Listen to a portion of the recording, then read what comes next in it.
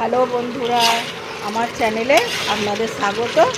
আজকে আমাদের রান্না হচ্ছে কুমড়ো শাকের চচ্চড়ি।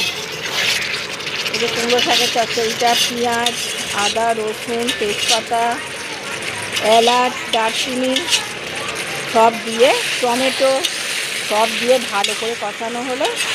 আর কুমড়ো শাকে হচ্ছে যেন আছে রাঙালু, কুমড়ো শাক, আলু, ঝিঙে সব ভাপানো ছিল, এবার দিয়ে ভালো করে কষানো হচ্ছে। সব আনাজগুলো দিয়ে দেওয়া হলো, বড়ি টড়ি সব একসঙ্গে দিয়ে এবার ভালো করে কষানো হবে। এতে একটু ফোড়নে পাঁচফোড়ন তেজপাতা তো দেওয়াই হয়েছে, আর এতে দেওয়া হয়েছে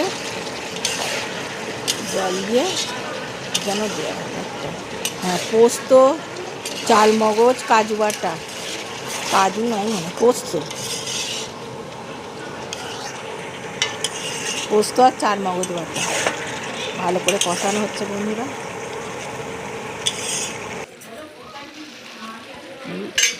চিনি নুন আন্দাজ মতো দেওয়া হয়েছে, আর চিনি দেওয়া হলো, হয়ে এসেছে। মাছের মাথাটা এবার দেওয়া হবে। এই যে বন্ধুরা, মাছের মাথাগুলো দিয়ে দেওয়া হচ্ছে, এবার ভেঙে নেওয়া হচ্ছে ভালো করে।